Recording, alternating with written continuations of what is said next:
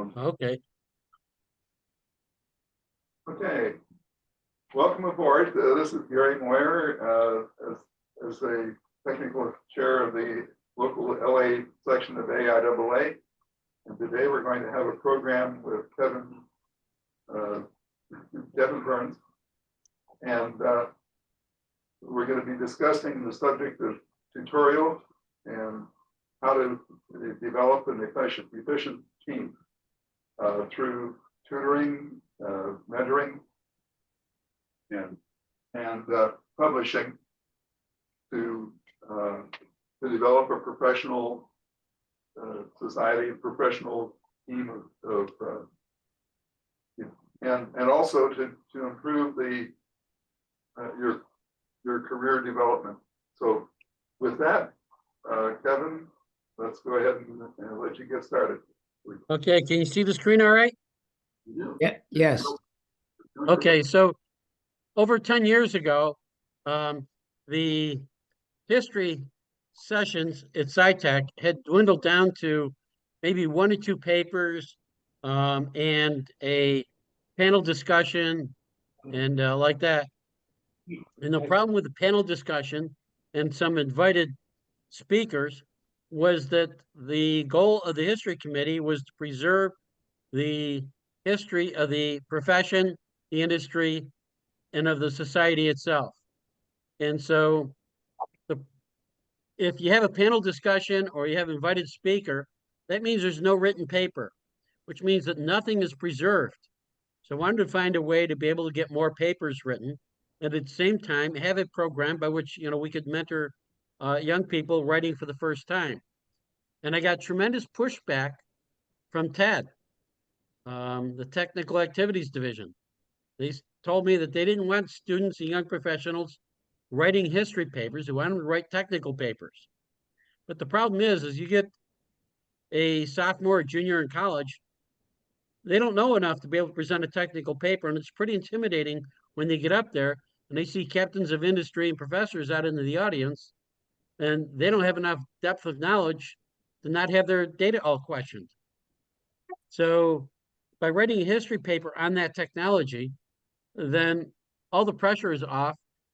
They've been through the process so that when they go to write that technical paper years later, they understand it and they'll be doing a much better job of it. So it's gotten more accepted now by the Technical Activities Division. So mentor comes from the name of the person of whom Odysseus left his son in charge of. So he raised his son while Odysseus was away on Iliad and the Odyssey. It's written by Homer. So the mentor is a person who gives a younger person experience and advice over a period of time. So we've been doing this for over a decade now, and over half of the papers presented in the history track are now presented by students and young professionals that we've mentored.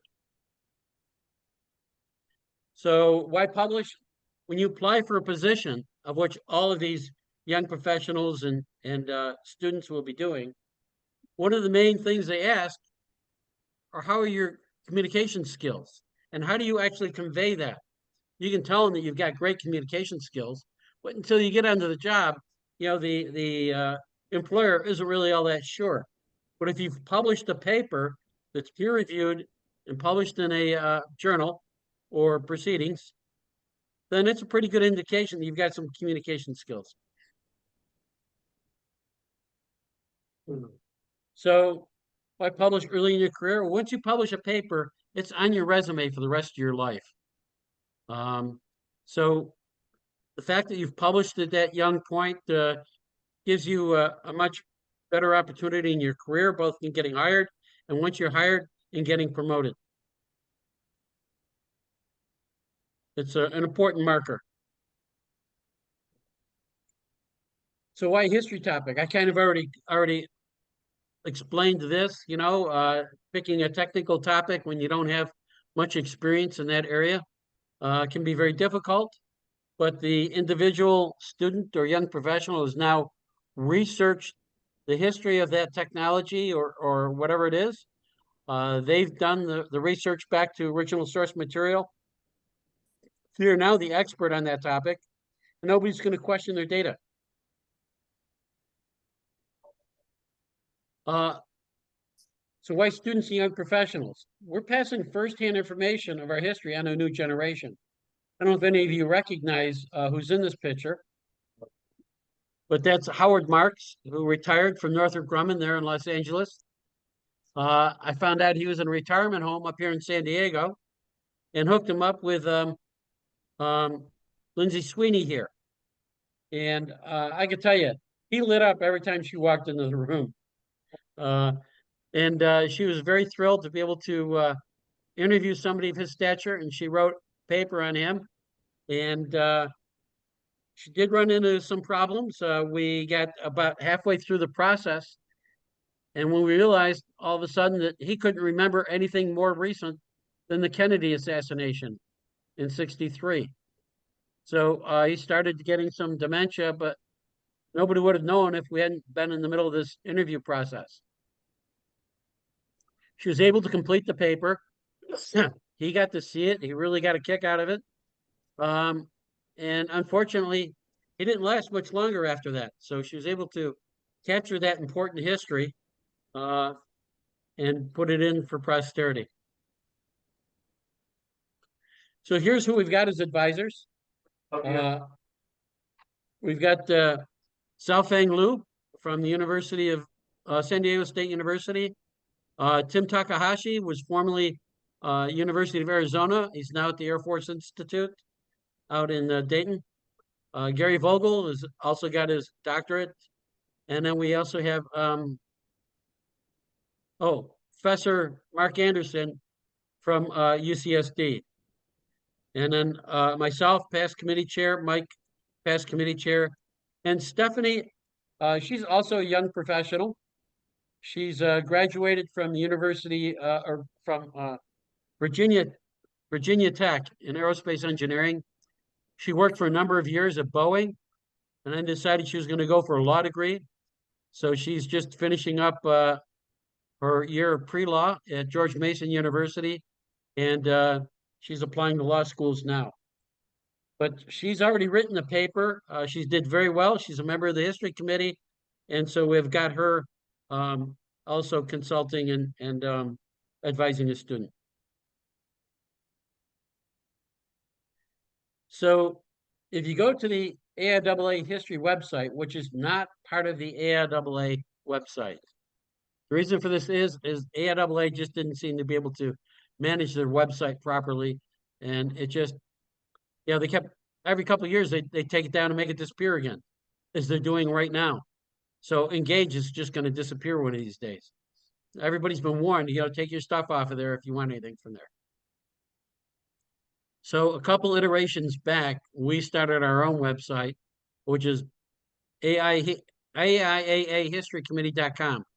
And then if you go to resources, you'll come to where the tutorial is. So we have a full online tutorial with guidelines for students, young professionals, and companies and organizations.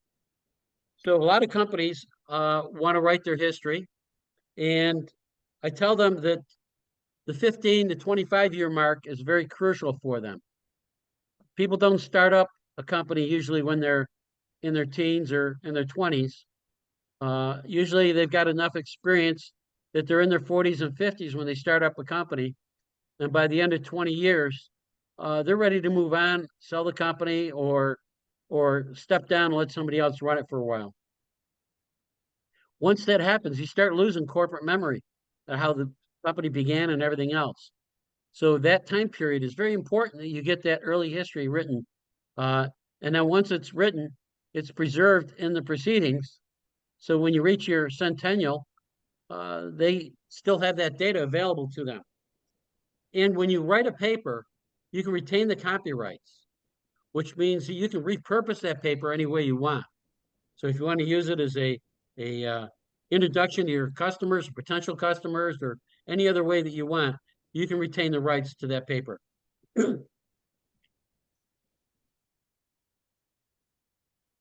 So we advise them to start about 2 years out. These are students, young professionals. So as students, their schoolwork has to come first. With young professionals, they're working extra hours. They're under scrutiny on how well they're going to do.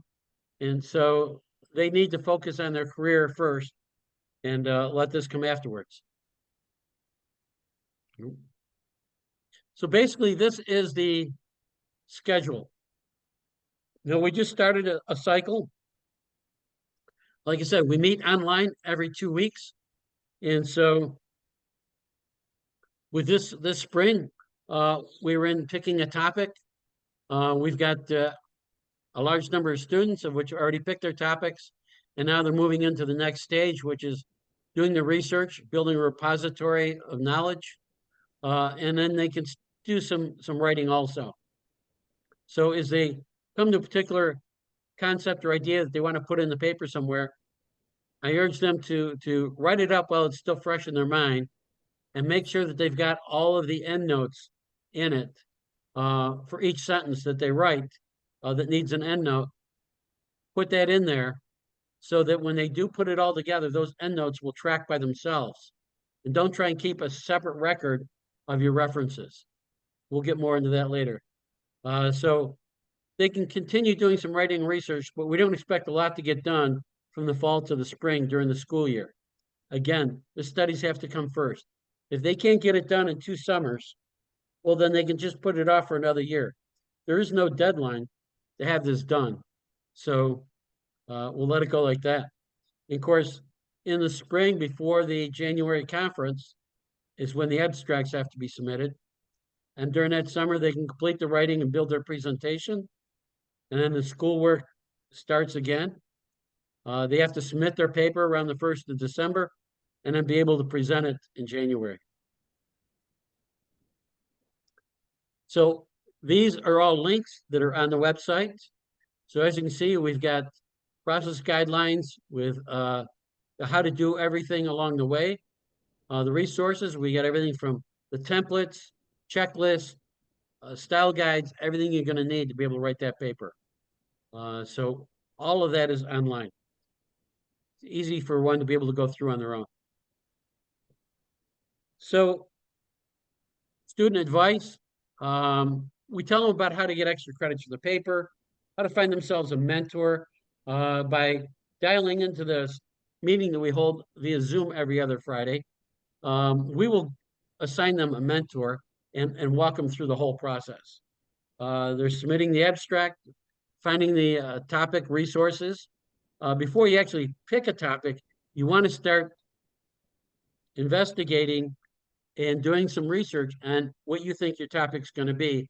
And if you find that it's going to be too difficult or too expensive, maybe you're picking a topic on something and you find out that almost all the data is somewhere in New England or something like that. Well, that might be a little expensive trying to travel out to New England for a couple of weeks to do your research. So you might want to pick a different topic. Or once you start researching it, you may find that it may not be a classified program, but all the data is either proprietary or restricted. So I spend a lot of time out in Tennessee. I live on the backside of Arnold Engineering Development Center, and I go in to use the technical library there because I'm retired military, so I can get access. And I go in, I ask them about stuff, and they say, well, it's not classified, but it hasn't been available for public release. If you want to submit the request, you can do that. Well, usually that request will take 8 or 9 months. And by that time, I'm no longer on that subject. So I just let it go. But I mean, the data is all there. It's just that nobody's allowed to see it. That's the way the government operates sometimes. So let's see. We try and teach them to stay on schedule because the first summer they tend to say, well, I still got plenty of time. It's another year and a half away. But most of that work has to be done that first summer.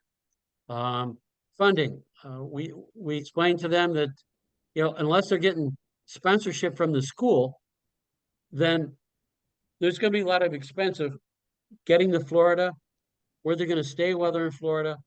And even the students now have a fairly large registration fee of about $125. It used to be free. It's not free anymore. Not even close to free. Like I said, accommodations, um, everything else they're going to need. So it's all basically in there. So the let's see, nope, what happened here? Sorry about that. I've got the pictures here of everybody right in the middle of my screen all of a sudden, and I can't get it to move. Anyways, um, so different advice for different people. Young professionals don't have the same situations as students, so therefore the advice is different. Their planning and schedule is going to be different. And if you want to write a history of your company, you're let's say the 20-year mark or something like that. I tell them don't go to the graybeards and have them write it. They may have started the company, they may have all the knowledge, but get them to grab a young professional that works in the company and let them be interviewed and tell them the information, have them write the paper, guide them in it. And that way you're passing that information to a new generation. That employee, chances are, will stay with the company longer because now they have a vested interest. And again, you have to pick the topic uh, as to how you're going to go. Are you going to cover the projects? Are you going to cover the history of the company itself? The financials, whatever. Uh, Picking a topic when you're writing about a company is more than just the company. So again, you can see the topic is a big part of it. You've got to consider so much of what is, oh, here we go. Finally, I can move it. So much of what you're going to be doing is based on the topic. Like I said, the research, the cost, everything else. And the other thing I have to tell the students is that it's not a book report. You can't just go to a major source of which has covered all of this and then write a paper from it. You've got to be able to have original source material, and you've got to be able to collect it from various sources and make sure that it's all in your endnotes. So usually you got a couple pages of endnotes of where you got all your material from to show you've really researched it out.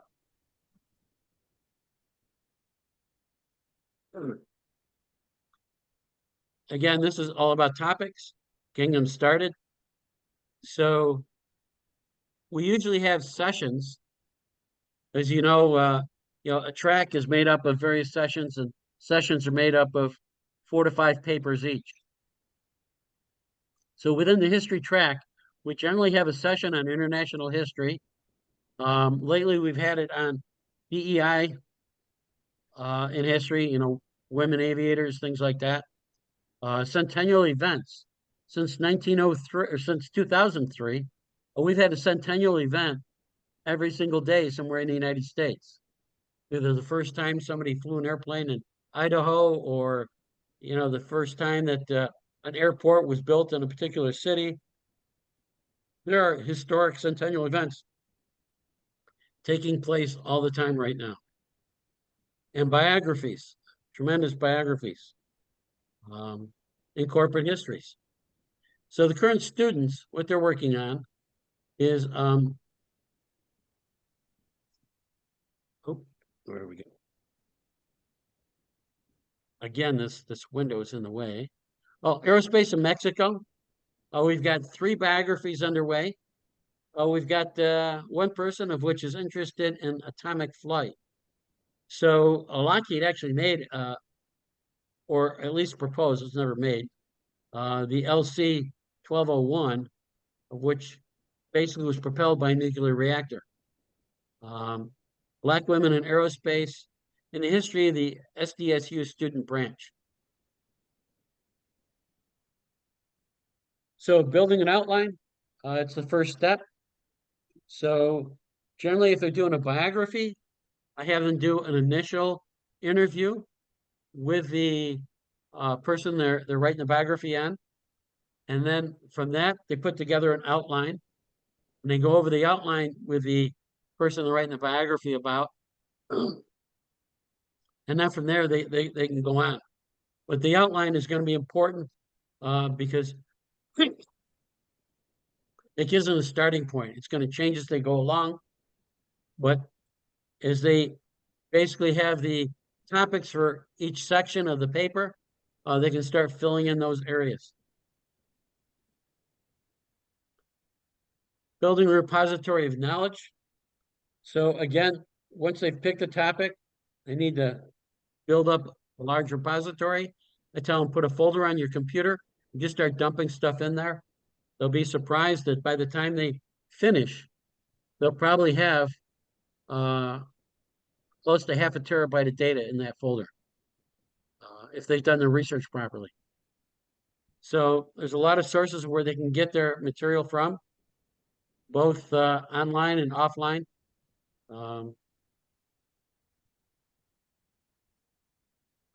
Conducting interviews. So I tell them to do their first interview in person. Don't even try and take notes. It's just an introductory interview. Let the person that you're writing about know who you are and get to know them a little bit. And then set it up where all the rest of the interviews are going to be via Zoom. And the advantage of Zoom is that A, you can record it, and B, it gives you a transcript. So I've done interviews of which maybe only lasted 40 minutes, but it would take me 2 days to do the transcripts. And we're talking about 2 8, 9-hour days of doing a transcript where you're listening to it and then you play it back again, you listen to it again, and you write down about a half a sentence, and then you go on again. And it can be extremely tedious. But the Zoom will give you a written transcript in text. And so that would make things much easier for you. It's not going to be perfect. You still have to go through, review it, remember it, and correct it, but it's much better. And organizing your research, so we've all been through this, even if we've written proposals or anything else. This is the basic stuff. Important thing is learning how to use the endnotes under the References tab in Microsoft Word or any other word processor, because this is going to allow them to keep track of their research.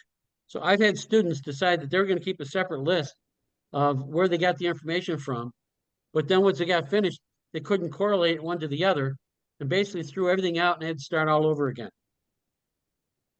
So it's very important to keep track of your references, where you got your data from. And then writing the paper. There's a lot of info out there on the internet, 10 steps to writing a paper and all of that. But again, the important thing is to keep track of stuff through your endnotes. Submitting the abstract. Abstract is due right around now. It's got to be a minimum of 1,000 words. And then public release.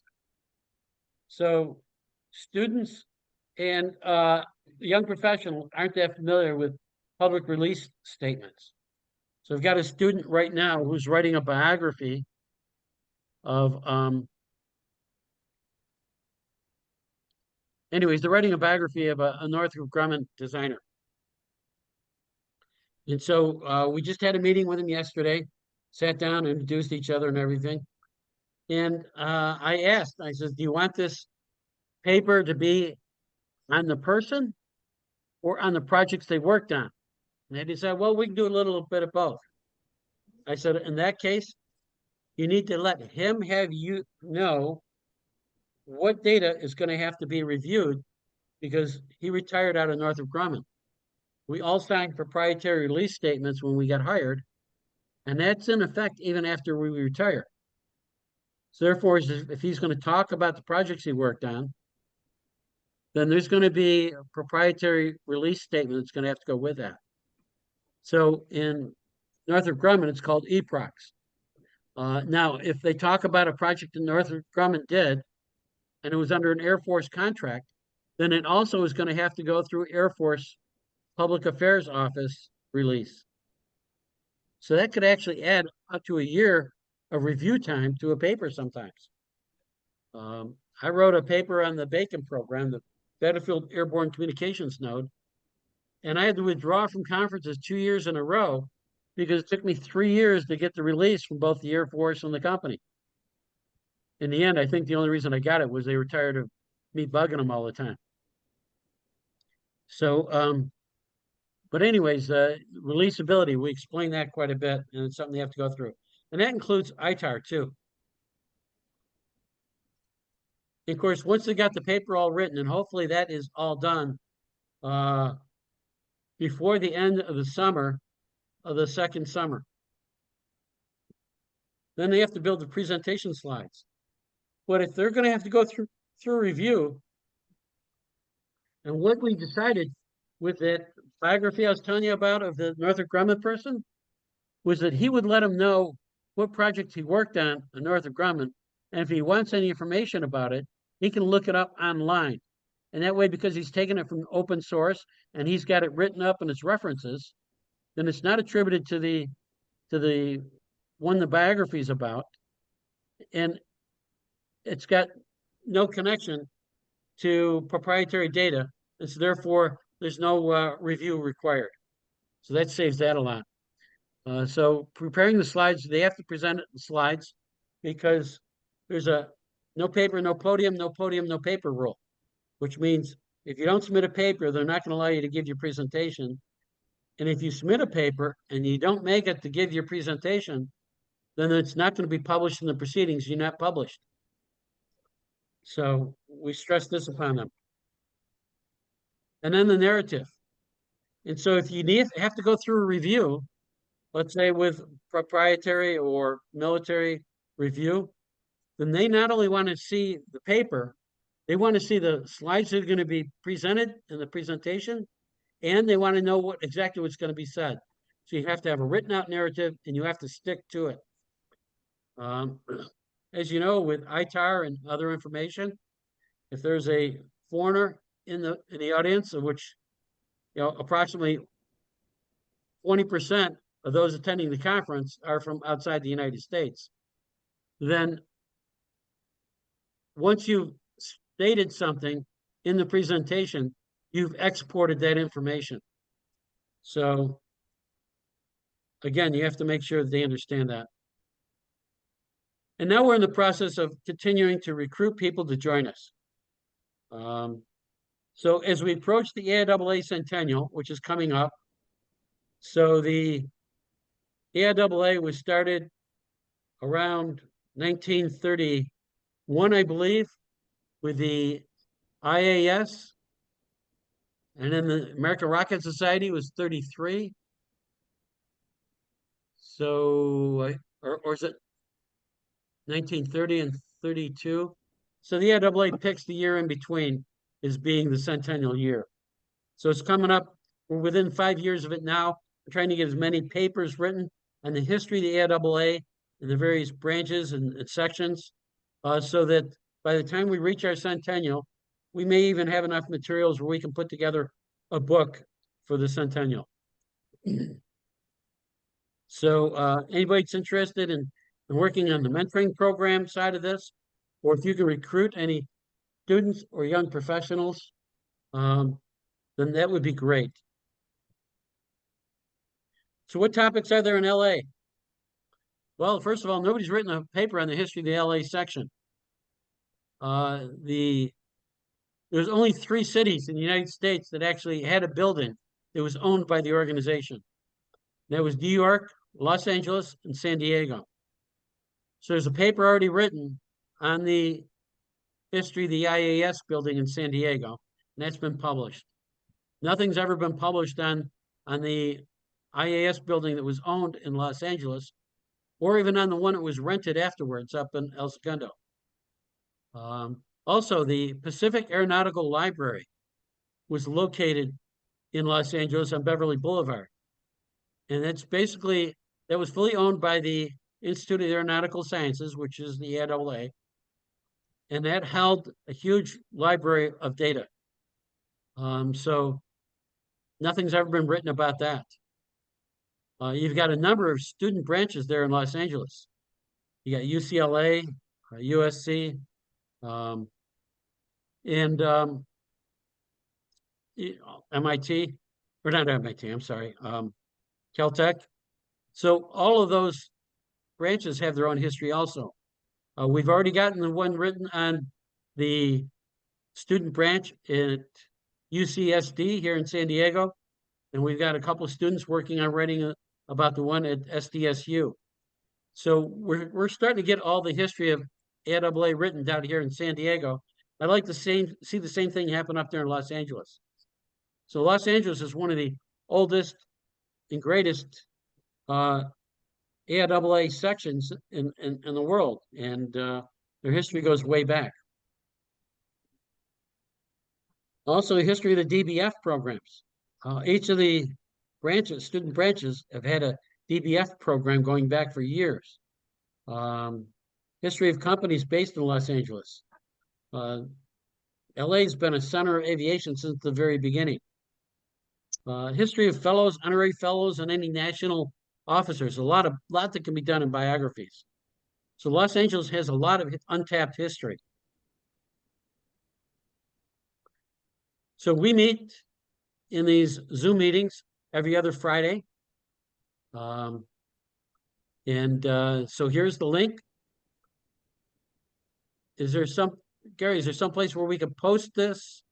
If I gave you the slides, just the slides, let's say in a PDF, so they have all this information, they can go through it. And these are the dates for meeting. That's every other Friday. So we're coming up on June 6th, and pretty sure I got that right. Anyways, yeah, because we got May 23rd coming up. Yep. So this is every other Friday through the summer. And this one will be meeting with the students and advising them. Any questions? Yeah, I have this Charlie Rogers. I have a couple of questions. I'm a professor at California State University in Pomona and Cal Yes. Poly. And I was thinking about the research paper. You talk about history. Can they present a wind tunnel test report? Like we're doing at Cal Poly, we're doing a lot of PIV testing, and we're getting great results. Absolutely, absolutely. And if they want help writing the paper, we're more than willing to do that. This program is put on by the history committee. We've got a mentoring subcommittee within the history committee. That's why the focus is on history papers. And like I said, for most students, they don't feel comfortable presenting highly technical papers on, shock interaction or something like that. But history is a safe topic for them. But if they want to write a technical paper, they need some assistance on how to do that, we're more than happy to help them out. Okay, beautiful. Because there is going to be a lot of calculations and tables and engineering plots, so I was wondering if it's not going to be history. It's going to be, comparing different type of wind tunnel models using PIV and show the vorticity from one model, what affects the vorticity, changes in the leading edge, something like that. Well, we can always gain assistance from various technical committees also, if they need more technical expertise than we might be able to provide. But most of the mentors are aerospace engineers or aerospace professors. So it's still not going to be a problem. Okay, beautiful. Also, I think you answered me a question that they need to prepare an oral presentation, right? To put together some slides about the results and. If they're going to get published in an AIAA conference in the proceedings, then they have to present their findings in the paper just the same as everything else. So that means they're going to have to get up there and be able to talk about what they're presenting for about 20 minutes. Okay, 20 minutes. Okay, great.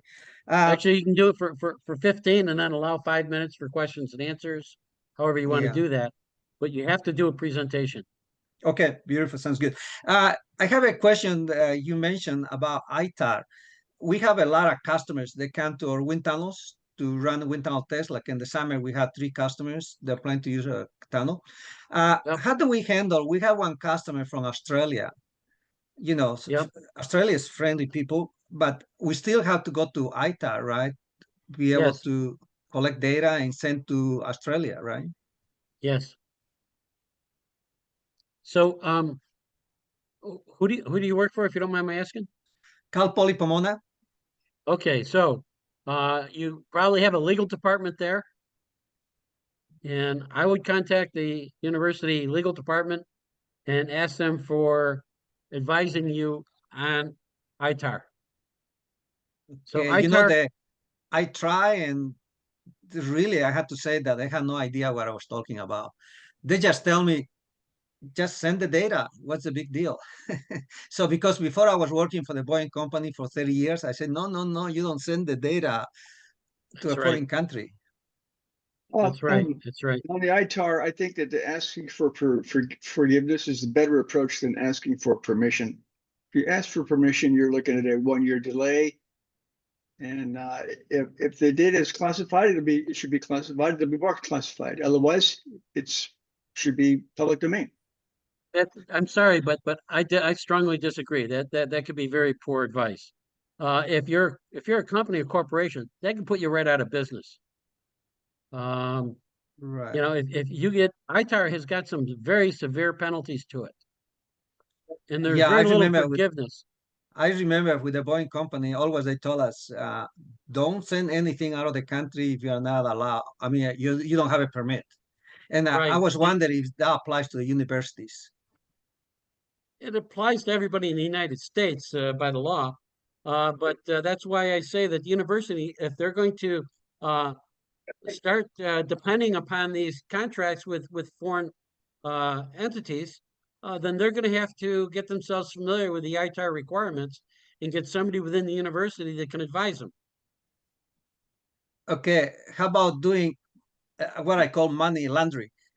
If that company comes to United States and run the wind tunnel test, and we give the data at the university at the tunnel, can they?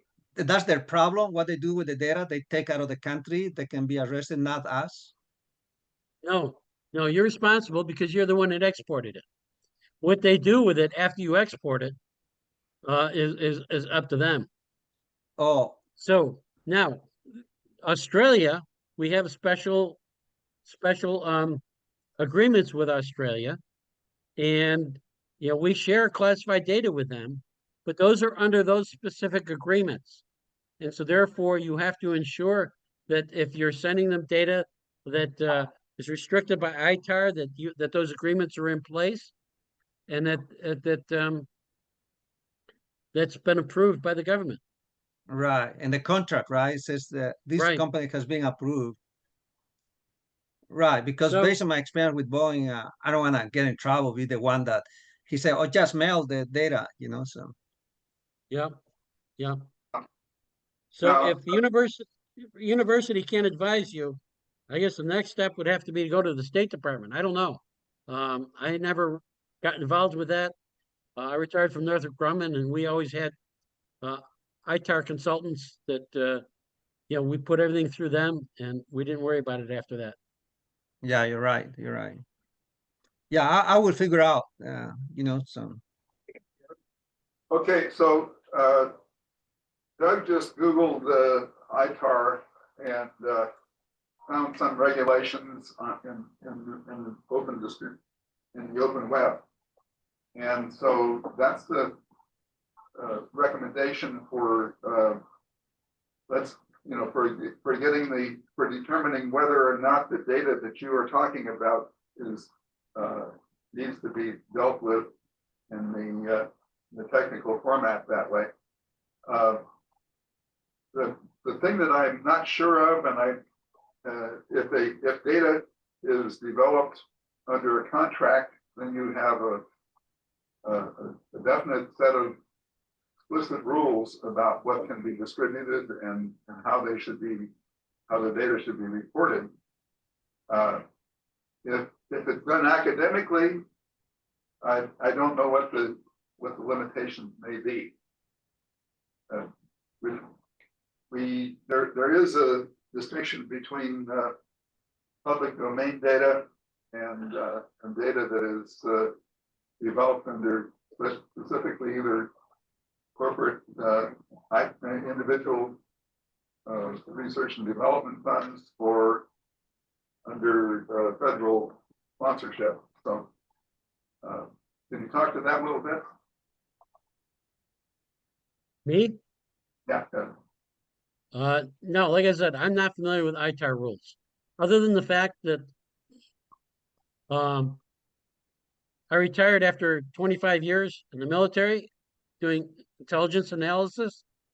And I can tell you that the ITAR rules are very important to make sure that we don't end up with our technology in the wrong hands. And so, for example, the Chinese were selling their versions of the F-35 before our own military units were receiving them. And most of that was from stolen information. So, yeah, ITAR is important, but how you work with it, it was not something I ever got myself involved with. Thank you. Yeah. So, any more questions on the mentoring program? Yeah, one Well- question here. You used, I think it was the term DBF in one of your last slides where the students were doing a paper on that subject. What was DBF? I'm not familiar with that. Design, build, fly. So every year, the AIAA puts on a international design, build, fly program, whereby certain design requirements and criteria is put out there to the students. They then write to those requirements. They do a preliminary design review. Then they build their aircraft, and then every summer, all the students get together. I think they did it in Kansas this year. No, it was in Arizona. And so this year, some of the international branches actually took the top prizes this year, which was a first. So, they have a big fly off every year. Down here in San Diego, we've got two colleges, UCSD and SDSU. And so we created a large trophy, which gets a plaque every year posted onto it. And the trophy is given to which one of the two colleges that score higher. So now they're competing against each other. And once we initiated that, right after we did, each of the colleges, first one college took first place, and then the next year the other college took first place because they got so competitive with it. It improved both of the teams. So that's something we do just on a local level here. But DBF is an international program sponsored by the AIAA. So that's Very good. Now, in the title of this announcement for this presentation, I used the distinction between the tutoring, mentoring, and coaching towards publication. Now, within the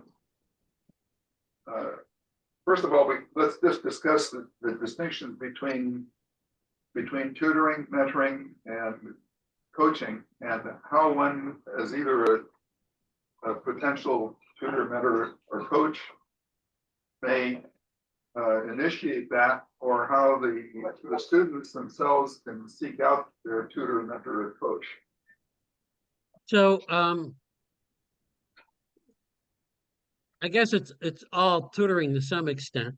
If the student doesn't know how to do it on their own, then I guess that we have an online tutoring, which basically outlines everything for them.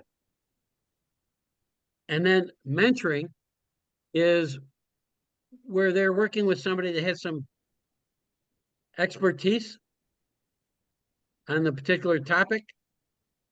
And mentoring is somebody that, or coaching is somebody that kind of walks them through the process. So for some of them, I am the coach. So an example would be, let's see, there's a lot of examples I can give. Stephanie Boutron, the one that's attending school at George Mason University. There was a young lady who's a student at SDSU who wants to write a paper on unknown or lesser known Black women of whom have made strides in aviation and space. So Stephanie offered to coach her because she's friends with a professor that she studied under at Virginia Tech, who one time taught a course on Black women in history. So she's going to make the introduction to the professor.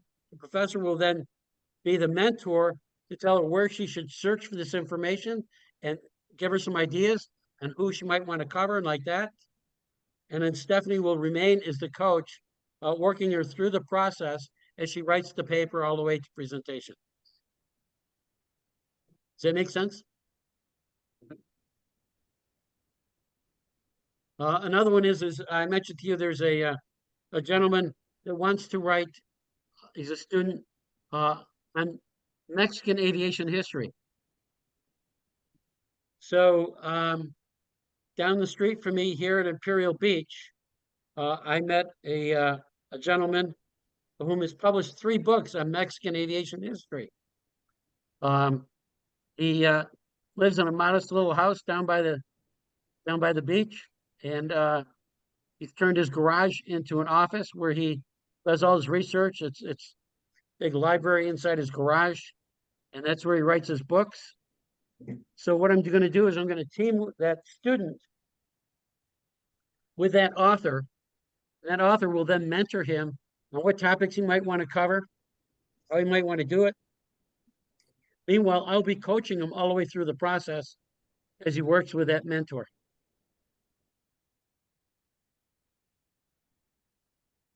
Does that make sense?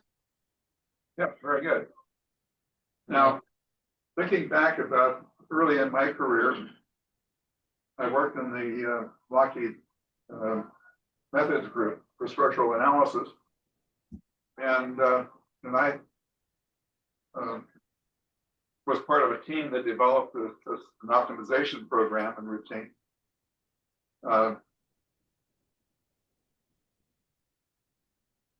In the course of the publication, of course, the publication for the editors were very supportive and very very powerful in improving the basic presentation of the paper. But I occasionally talked with other members of the group. But looking back at it, I seriously wish that I had actively gone out and pursued some of those members in getting much more mentorship, much more interchange of the content, the technical content. So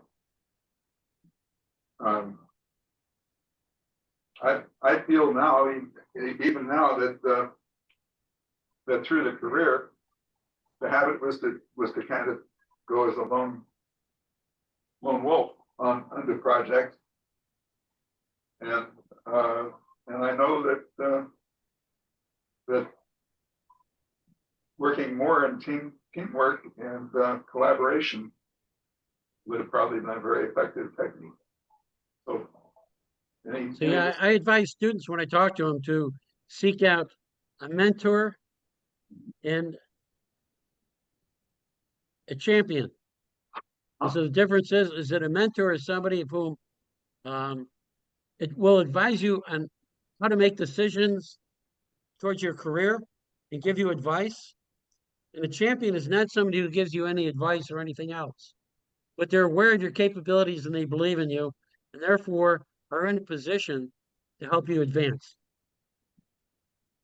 And we've all had champions and mentors in our careers. Yes. Eventually, you want to turn the tables on that and play the other role. Right, right. So that's where we are now, is in that payback. Yeah, Excuse me. I don't know how many other universities do this, but I'm a Purdue graduate. And several years ago, Purdue contacted me to team me up with a couple Purdue aerospace undergraduate students. So I've been mentoring them for several years now.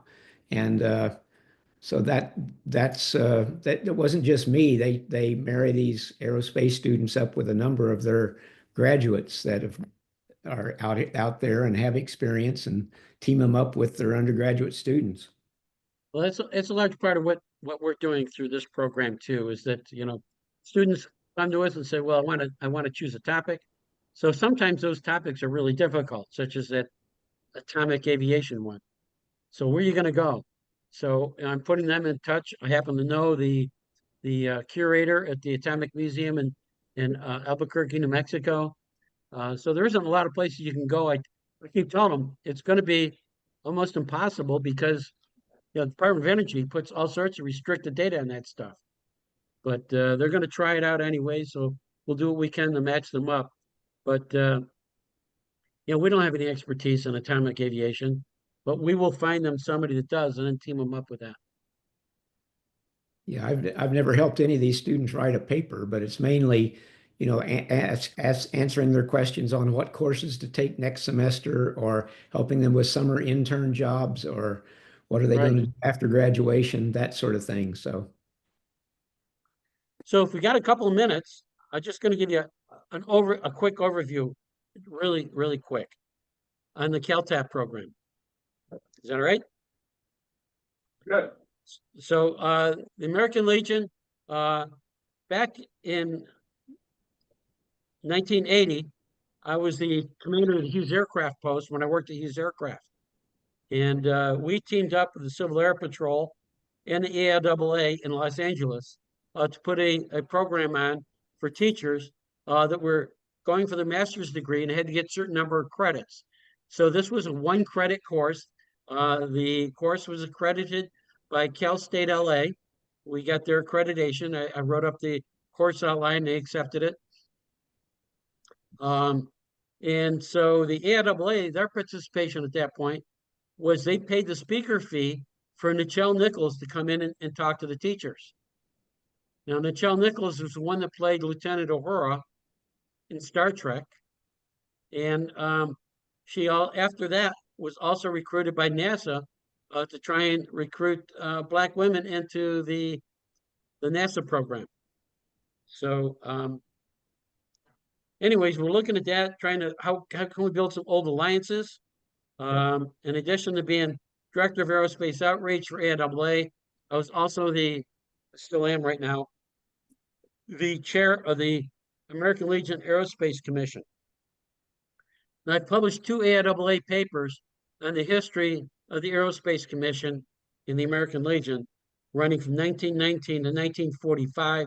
I'm now working on the next paper, which is 1945 to 60, and that commission has been going for over 100 years. So we know about the history of the AIAA, where their sections are here in in California, and they all have a K through 12 coordinator. The Civil Air Patrol also has a lot of locations here in California, and they have a aerospace education program, which is very similar to our educator associate program. They call theirs the Aerospace Education Member Program. So they provide them with STEM kits, books, all sorts of stuff. And they have free renewal every year. But they have a $35 entry fee to be able to get into the program, which will cover some of the costs of things like the STEM kits and the books and stuff like that they provide them with. So as an American Legion program, the American Legion already has programs in schools all across California. I don't know how many of you have heard of Boys and Girls State. And you've got the oratorical contest that they have. And on top of that, we've got the American Legion Baseball. And basically, American Legion Baseball is where American Legion posts sponsor a high school team through the summer after their spring season has ended. And so they keep them playing baseball all through the summer into a national playoff. So the American Legion already has established relationships with schools in their community. So by getting the American Legion to cover the $35 entry fee into the Civil Air Patrol education program, then we can bring that aerospace education into those community classrooms where the American Legion posts are located. And there's American Legion posts in every small community across California. So basically, the American Legion is going to be the recruiter. They're going to pay the fee for the Civil Air Patrol, and Caesar's signing them up into the Civil Air Patrol program. We might also sign them up for the Education Associate program. So those two programs actually mesh very well. If you go to the CAP website, they'll tell you about the materials that they're going to give you as a teacher, and then say, if you want to know how to integrate this into your lesson plan, go to this AIAA website, which is put on by our K through 12 committee. And so therefore those programs really mesh extremely well. Not only that, but once they're in as our educator associates, then they can now tap the K through 12 coordinators at the student branch and the professional sections to get speakers to come into the classroom so that, you know, students can see young people like themselves from the student branches that are going on to study aerospace and ask them questions, and they can get the professional members coming in and tell them about their career. So it's a way of being able to really mesh these all together. Also, the Civil Air Patrol will take the teacher up on an orientation flight aboard a Civil Air Patrol airplane. So if you want to see what it's like to fly in a small plane, they'll take them for a ride. So they have a lot of materials out there. Whereas in the AIAA, it's micro lessons, classroom seminars, and also their lesson plans. So therefore, what we're doing is we're blending this all together, and the American Legion will be the recruiter and paying the fees. I've already been able to raise about $2,500, which will cover about 100 teachers. What we hope to do, well, not quite, maybe 100. What we hope to do is kick off the program by sponsoring a teacher from every county of the 58 counties in California. And then after that, American Legion posts, you know, with a $35 contribution, can sponsor a teacher from their community. Or if they want to sponsor 10 of them, it's $350. And so, you know, some American Legion posts are more than happy to raise that kind of money to improve their communities.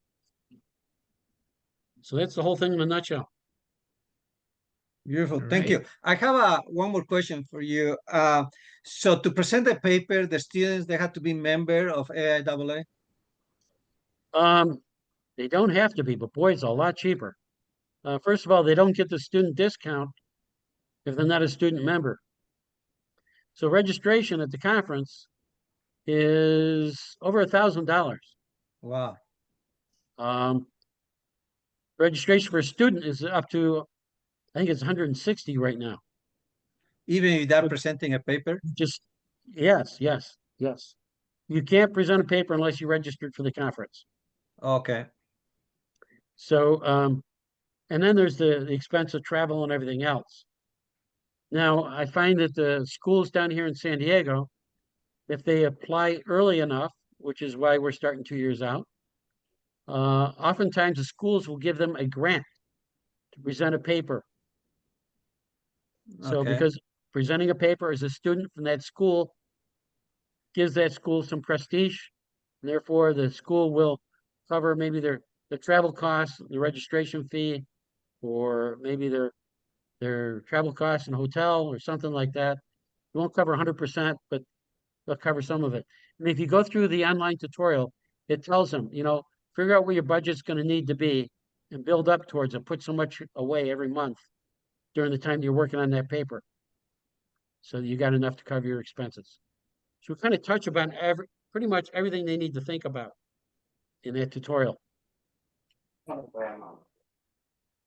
So to sign up for this California American Legion Teacher Aerospace Program, where do I go?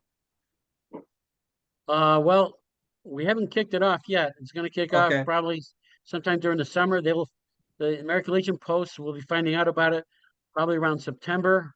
Okay. But once we get it going as a program, just like these other programs, all of those programs, the American Legion Baseball, the Oratorical, the Boys State, Girls State, all started initially at some point and then carried on for decades afterwards and really grew so that everybody in the American Legion knows about those programs.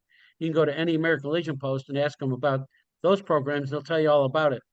They haven't heard about this one yet because we haven't kicked it off yet. So when you're ready to kick off, you're going to send an email or something so we know where to go? Yeah. So actually, we've had a series of planning meetings, and Ken Liu has been in on many of those meetings. Okay. Because when we planned this out, we had representatives from the American Legion, the Civil Air Patrol, and the AIAA. And the AIAA representatives that were there was Kenny from San Diego. We had the chair of the Orange County AIAA section, and Ken Liu was attending on behalf of the Los Angeles section. And so they were in on it right from the beginning as far as this planning goes. So we're still working on the part of the American Legion posts, signing them up and getting the cash and delivering it to the Civil Air Patrol in such a way that they can account that it's going from one 501c3 organization to another. Okay, beautiful. Because tracking that money is going to be very important to maintaining the nonprofit status of all the involved organizations. Okay, wonderful. At Cal Poly, I'm in charge of the wind tunnels. So this last semester, we've been working with a couple of high schools, the Fullerton High School and the Riverside High School. And they built these 2D airfoils and we put in the tunnel with the high school kids. Pretty exciting to see the high school kids see how the laminar flow goes over the airfoil and the turbulent flow. That was pretty exciting. There were a couple of tests that the high school kids did. That was pretty good. So I was talking with a professor up there at Cal Poly. Yeah. And What's his name? He started with an A. It was a unusual name, but he was working on the history of super Amani? wave, Ali Amani? super compressor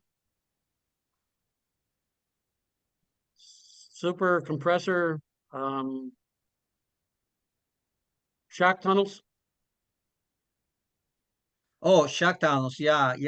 Actually, it must be Dr. Amani. Start with the Yeah, A, Ali Amani. yeah, maybe. Akabari. Wait a minute, you're at there's two Cal Poly there's one in Pomona. And San Luis Obispo. Okay. Yeah, I think he was at Pomona. Is that where you're at? Yes, and Pomona, right. Okay. Yeah. Yeah, Okay. Dr. Amani, we were talking about the Air Force was interested to build a hypersonic tunnel. Yeah, wave superheaters was I was trying to think of. Oh, okay. I don't know if you're familiar with those. It's What was almost the like last a, name? well, Let me interject here that I put a couple of chat comments into the chat box over here. okay, And of course, Phil Barnes has gone through a lot of the publication issues in his How Flies the Albatross website, where he's presented a lot of his personally developed independent work. And this is another way of getting your technology and your expertise out into the world. And I think Phil's still on board. Do you want to talk about that at all, Phil? He's still on I'm sorry, what board. was it? Oh, yeah, Phil. Yeah, I think Phil's dropped off. So, yeah, anybody that wants to join on the mentoring, either as a student or young professional, or somebody who wants to help with the mentoring, you can just go to that Zoom connection that's on the last slide and just join in on any one of those days. I also put that into the, oh, I did not put that, I put it, your committee author advice into the chat box. That's also in the email as a link. Well, I think we've had a really an interesting conversation about this. I really appreciate your expertise in attracting and developing the skills of students. And I thank you for your participation there, Kevin. Okay, and I'm right now putting in my contact information. Okay, good. There you go. So in the chat is my email address and also my phone number.